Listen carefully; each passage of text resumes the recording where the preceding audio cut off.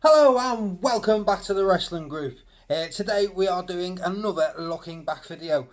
These are the ones where we look through history of wrestling and we talk and discuss about certain things that have happened in the world of wrestling. So you can go back and have a look on my playlist. I have put a playlist up of looking back, and you'll be able to look through them, and there's some videos on there already, and obviously when this one's done it'll be in the playlist too.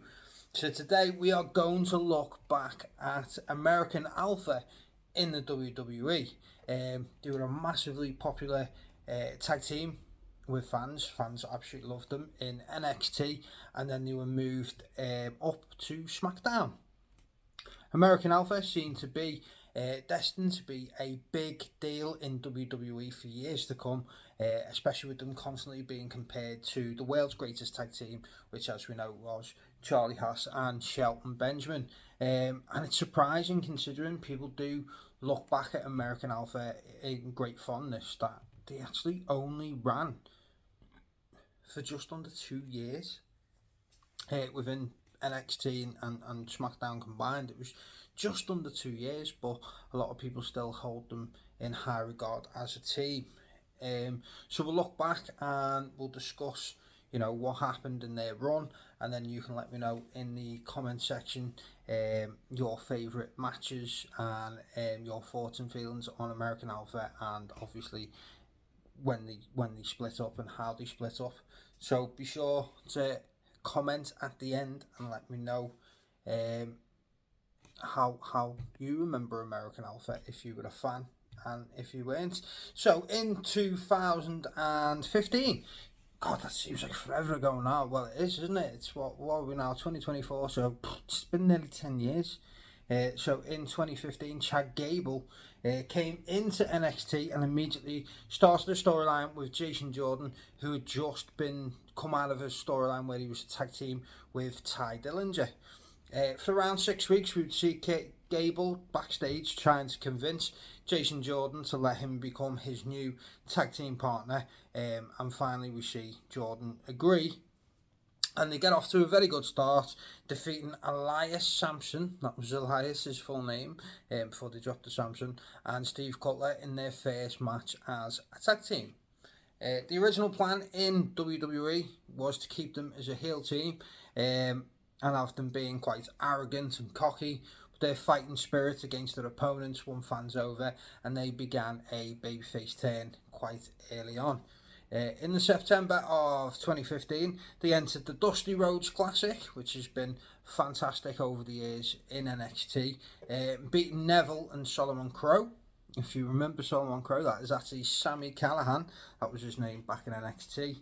I always forget he was actually there until his name creeps up on something, or watching an old episode of NXT and I'm like, oh my god, yeah, Sami Callihan was in NXT at one point. So they defeated them, and they defeated the Hype Bros as well, which was obviously Zack Ryder, who's now known as Matt Cardona, and Mojo Rawley, before they then lost to Rhino and Baron Corbin. They then beat two tag teams that were former NXT tag team champions in the Ascension, who were actually on the main roster at the time. They weren't doing too well on the main roster, so they dropped down to have a match against American Alpha and lost. And then they also beat the Vaudevillains as well, who were another former NXT tag team champions, who would later also find their way up to the main roster and again struggle. That seems to be the case quite a lot of time with some of the NXT talent back in the day.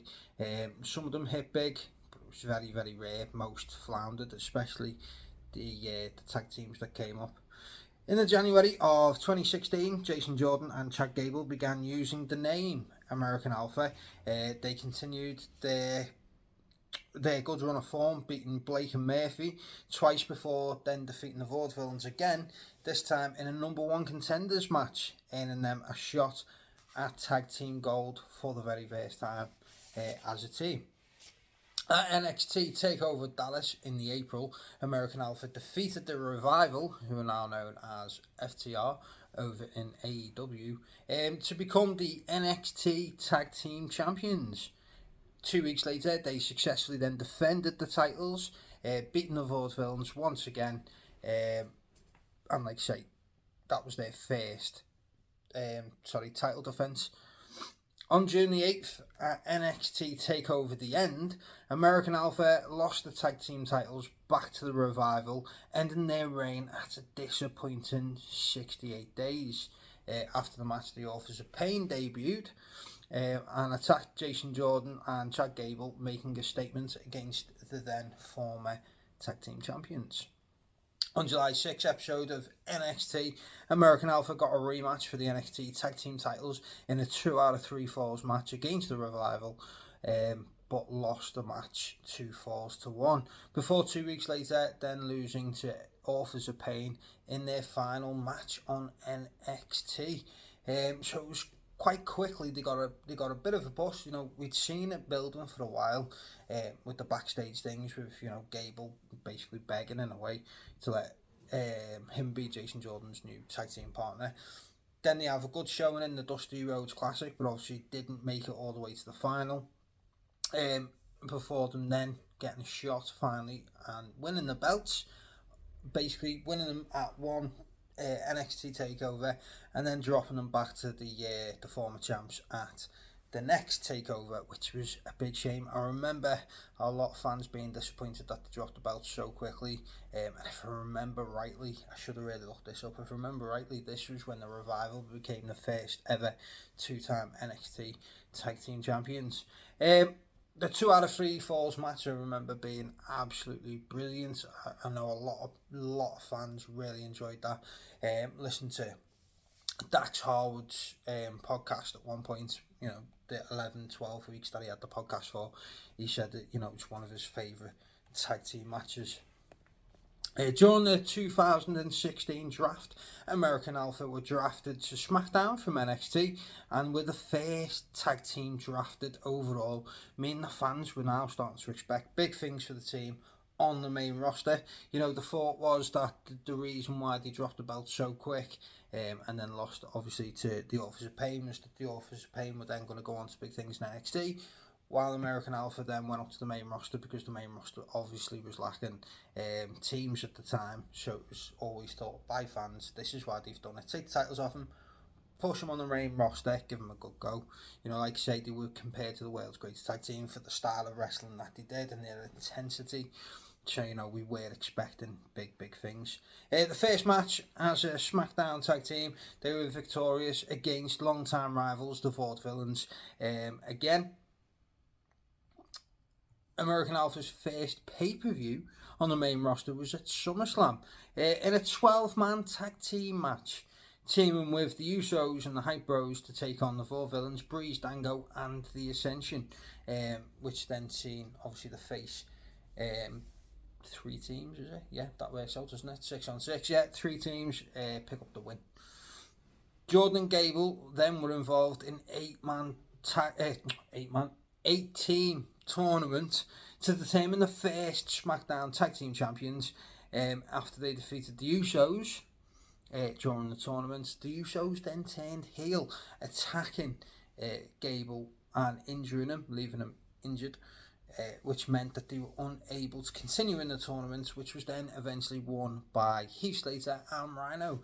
That was the whole storyline, where we had Heath Slater being the unsigned talent from the draft, who was the one left at the end of the draft, and he then had to compete on Raw and SmackDown to try and get himself a contract, and obviously then he entered the tournament with Rhino, and it was a case of, if you win the tournament and become the first ever SmackDown Tag Team Champions, then you'll get a contract and stay on SmackDown. So that is exactly what they did, and it starts the whole I Got Kids movement as well, which was brilliant.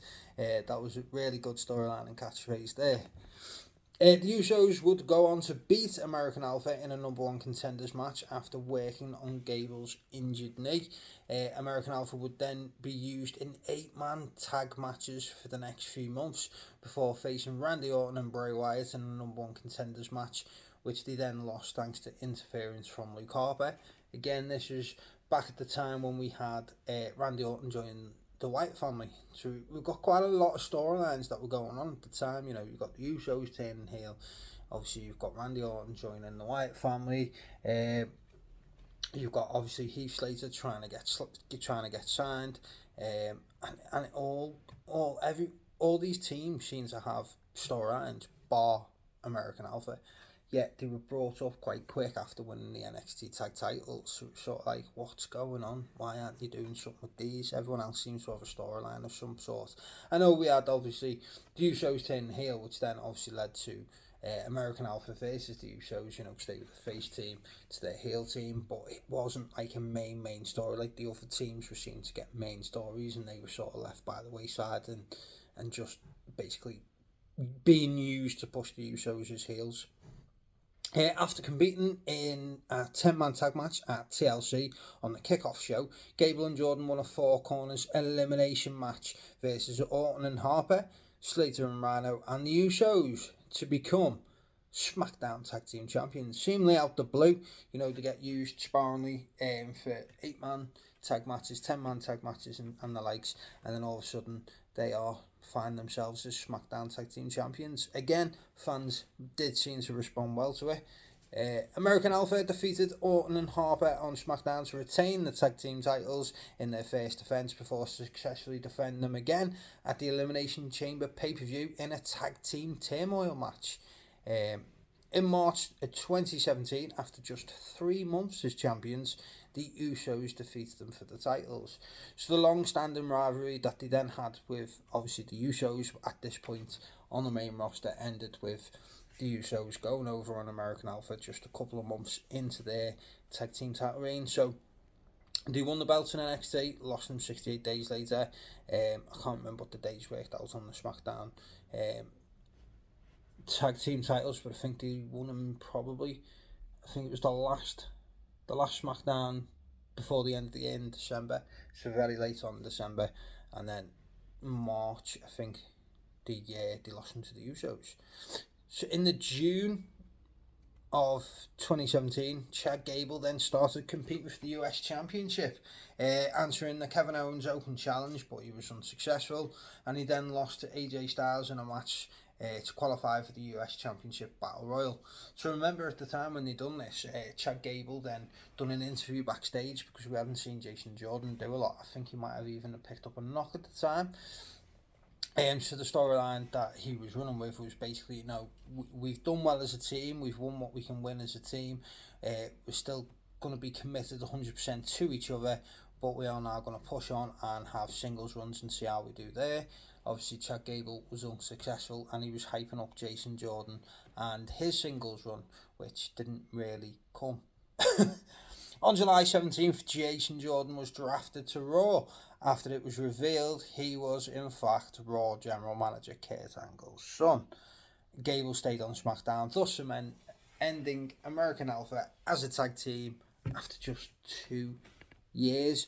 So if you remember that absolutely ridiculous, stupid storyline of Jason Jordan being Kurt Angle's son, that was absolutely terrible, which then led to, and this is the thing that I never understood, was they split them up as a team. For whatever reason they decided they were going to split them up as a team. At this point it looked like they were going to push Chad Gable to eventually become a US champion. Like that seemingly was the way that they were heading. And then obviously Jason Jordan was supposed to then receive a big push, which we thought would come.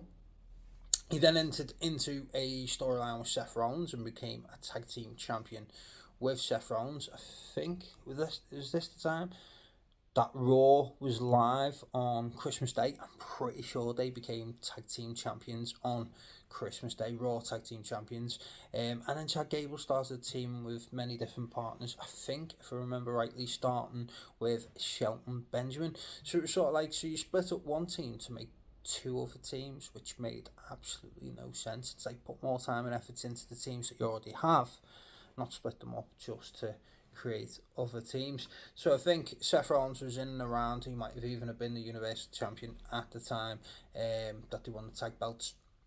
So I think the idea in the end was it was supposed to be Seth Rollins versus Jason Jordan for the Universal Championship, but obviously Jason Jordan ended up getting injured and having to retire from in-ring action. He now works as a producer backstage in WWE, and apparently is doing really well as well. He's highly thought of backstage in WWE, so he's doing well. All things considered. Who knows? Would he have got injured if they'd stayed together as a team? You never know, but apparently he was injury prone. He was known to be quite injury prone anyway, but picking up an injury where you've got to retire, unfortunately, that's just something you can't plan for. But American Alpha as a team obviously only ran 2 years and basically was split up so we could have two more teams. Realistically, that's what it works out to, doesn't it? Like say, Jason Jordan was earmarked for a big push, but for some reason they still have never really pushed Chad Gable outside of the tag division, have they? Like say, he teamed with Shelton Benjamin for a while, he teamed with Bobby Roode for a while, he teamed with Otis for a while. We just haven't seen him. Like, he's been literally dubbed by everyone as the next Kurt Angle, apart from Vince McMahon and WWE. And at this point, when they split them up, the only thing that you could see them doing was to then push Gable onto being, a big star. But it seemed like they had in their mind they were going to push Jason Jordan on to be the big star. So there you have it. That is American Alpha in the WWE. So, were you a fan of the American Alpha team?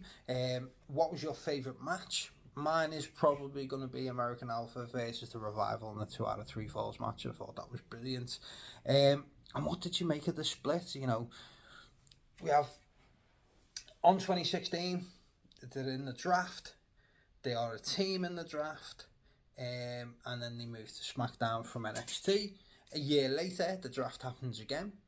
They are saying that they are obviously going to have like singles runs, if you like, but they were still classed as a team. They were still 100% supportive of each other and of American Alpha as a team. They just wanted to see what they could do as single stars. Then they're drafted separately, even though they're saying that they are still a team. They're drafted separately, with Jason Jordan going to Raw and becoming Kurt Angle's son.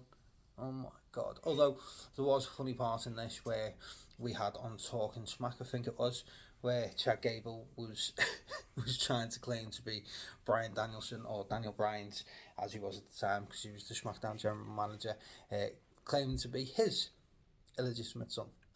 So that was fun. I remember as well, I think it was via Talking Smack as well, when JBL basically crapped on them for having the towels, where they come out with the towels and using Reddy, Willing and Gable.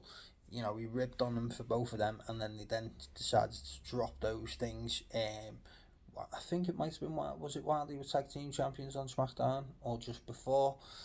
So, I mean, why are you listening to JBL for advice? Or just because you crapped on it, why have you changed what you're doing? That shouldn't have been a thing. But like I say, let me know your thoughts and feelings on American Alpha. Let me know how you feel of the split. And do you think that WWE dropped the ball with them? Could we have seen them be a phenomenal tag team for years to come? Like I say, with a lot of fans comparing them to the world's greatest tag team. They had a good run in WWE as tag champs. First as Team Angle, and then eventually as the world's greatest tag team. So let me know your thoughts and feelings on American Alpha in the WWE. And that's all we have time for today. So like I say, don't forget to like, comment, and don't forget to hit that subscribe video. I'll be doing more looking back videos in the future. Let me know suggestions if there's anything you want me to have a little look back on in the history of wrestling. Like I say, it doesn't have to be the WWE, but these are always good things to just remember, some of the history and some of the things that you maybe might not remember happening, or some things that you just want to reminisce about in the world of wrestling. So let me know, drop me a comment with some suggestions, and I'll take a look through them. So as always, thank you for watching, and be sure to stay tuned for more wrestling related content coming your way very, very soon.